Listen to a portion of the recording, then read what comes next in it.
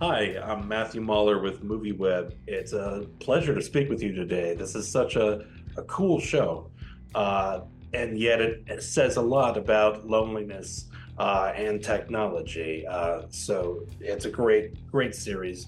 I Thank guess you. let's start with Annie the Clumsy. You're playing this hip, seemingly extroverted, confident woman Hmm. we learn more about later in the series. Yes. But for people watching the first few episodes, Mm. how would you explain who Mixie is and why she's so gung ho about going on this adventure with Suzie, who she barely Um, knows?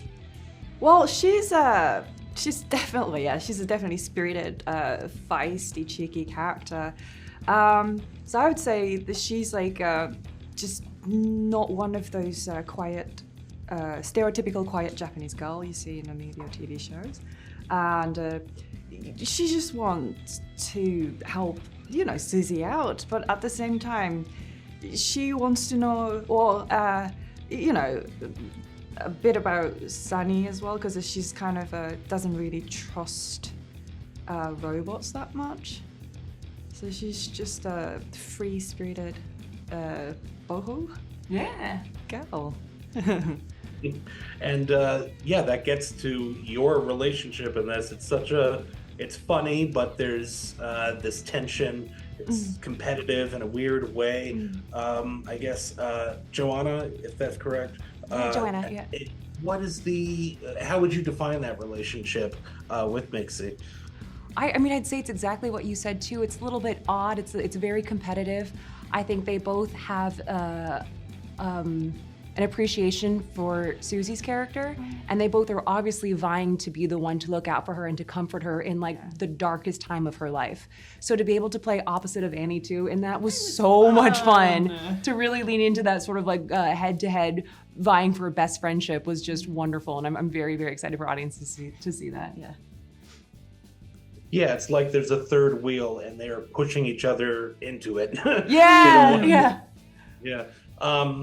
Yeah, I'd love to talk about. I mean, I've read about how it was filmed, Joanna, this process with motion capture of your face, but you have this actual Sunny. It sounds extremely cool, but also potentially alienating or isolating for you at all.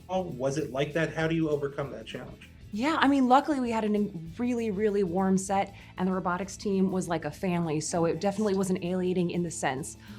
But how a typical day would go is I, as Joanna, would go onto the scene, and we would do the scene. And actually, I'm remembering now too, for eye lines, we would mark Sunny's eye lines like on my, Oh we have a little piece yeah, of tape right yeah, here. yeah, yeah. So like, I would do the scene as myself, but everyone's like And looking at my everyone's belly looking at your button. stomach, Yeah, yeah. yeah, yeah. And I was like, oh yeah. But then we would do the scene, and then I would emote and do everything like Sunny would do. I would go off and get rigged up in the Sunny helmet with a ring light and a camera and a monitor so I could see what Sunny was seeing. And then we would wheel out the 3 foot tall Sunny robot and do the take. And oftentimes I would be right on set, but I would be like in the rafters or underground or in a closet, but just hidden away.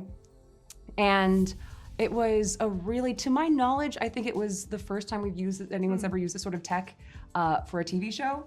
So there was a lot to learn, but I think it really brought something cool and eerie and real to each episode.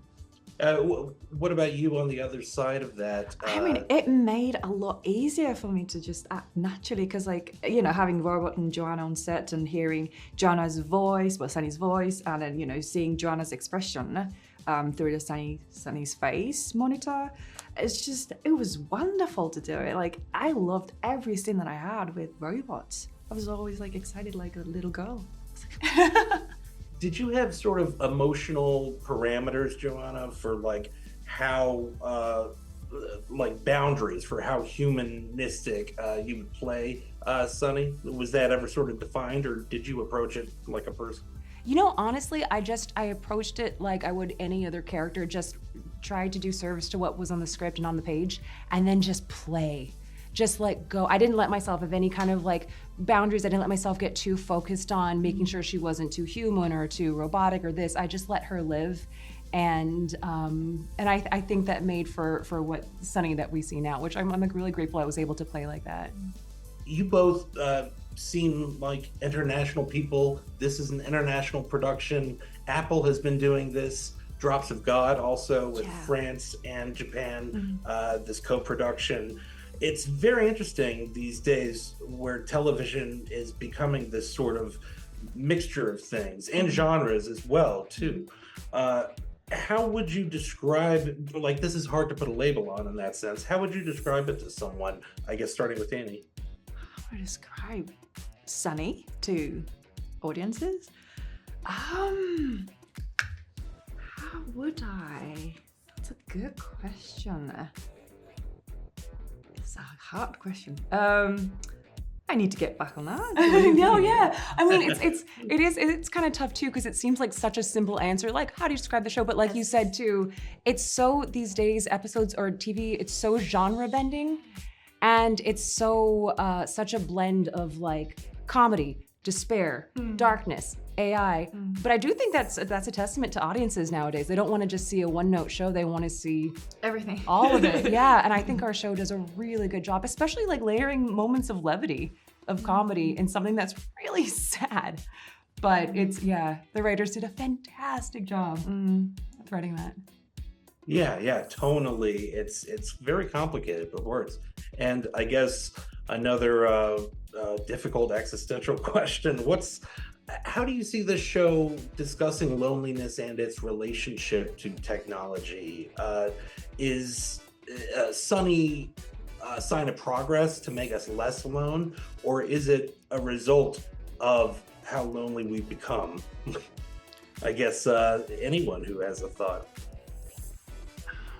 It definitely You has. can IOU on that too. It's okay. No, please, yeah.